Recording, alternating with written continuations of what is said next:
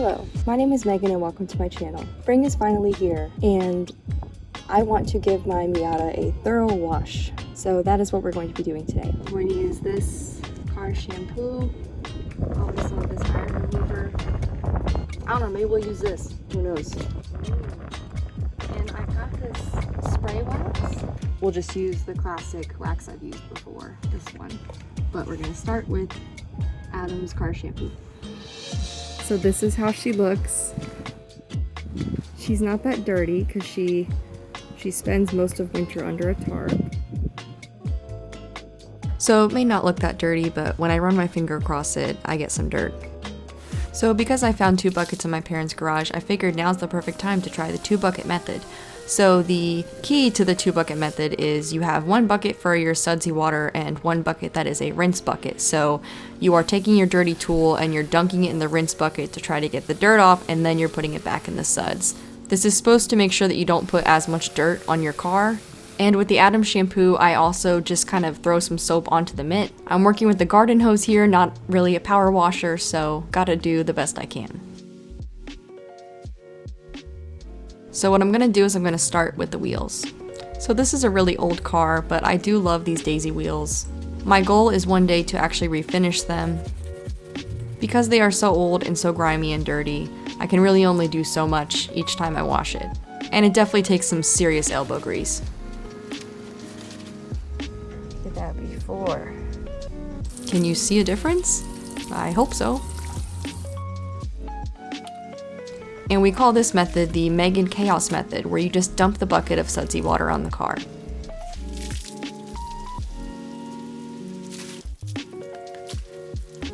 So one thing you're going to notice about this video is there's a lot of experimental cropping going on. And it's not only because I want to try being extra artsy in this, but it's mostly because I don't want to dox my parents and their neighbors. Hindsight here is it would have taken me a lot less time to just back my car against the garage and film it from the other side than to just sit here and try to crop and edit all this footage. But now we know for next time.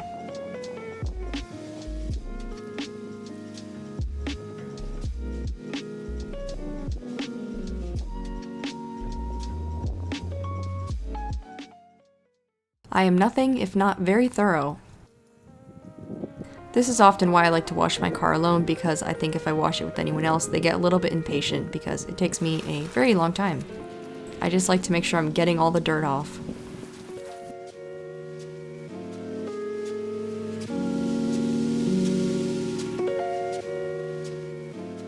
After washing and rinsing the car, then I like to go in with this iron remover and just spray the spots that are rusty. This doesn't necessarily fix the rust, but it stops the rust from getting worse until I have the time and equipment to actually fix it.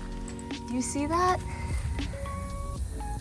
So I know that there is rust under my car, approximately in this area. So we gotta fix that somehow. Do you see all that? And I don't want to get my phone wet, but maybe we can look at that together. This is not good. Rust on Miata is no bueno. Just another thing we need to fix.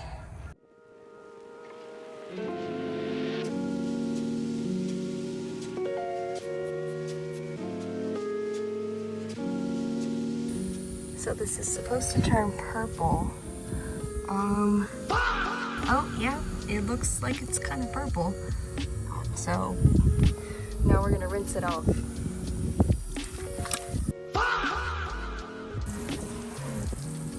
Should help. You can see, okay, I see you now where that should probably be a straight line, and it's all jagged because it's literally rusting away.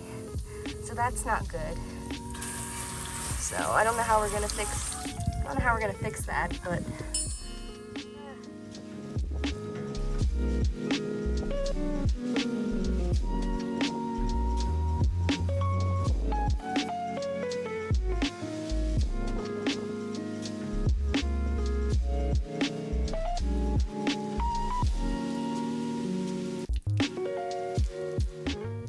Now I'm going and drying the car with some microfiber towels.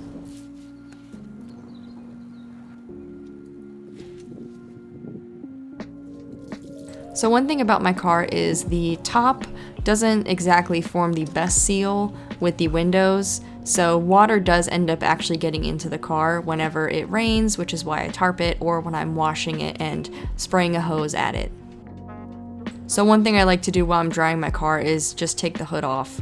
This will give the inside of the car a chance to air dry if any water did get in, because the last thing I want is a moldy Miata. Say that 10 times fast. So this Rain-X is a hydrophobic layer that I'm applying to the windows. I'm also using it as a cleaner for the interior of the windows. What this will do is just make sure that the rain beads right off of it, if the rain ever does hit it without a tarp on.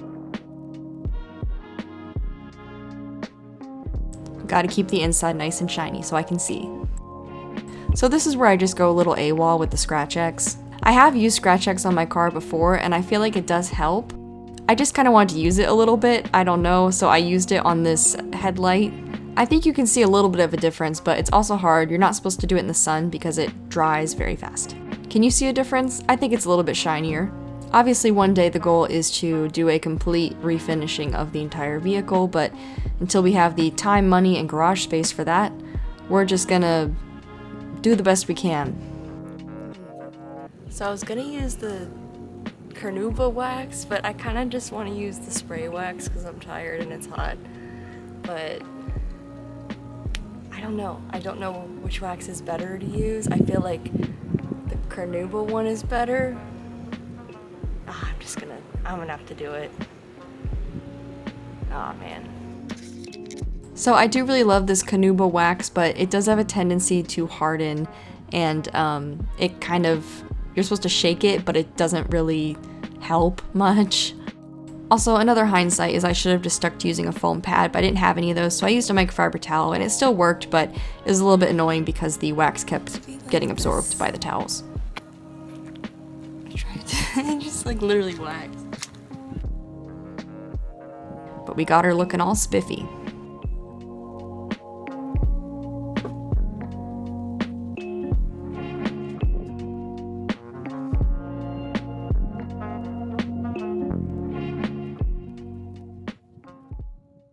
Here she is.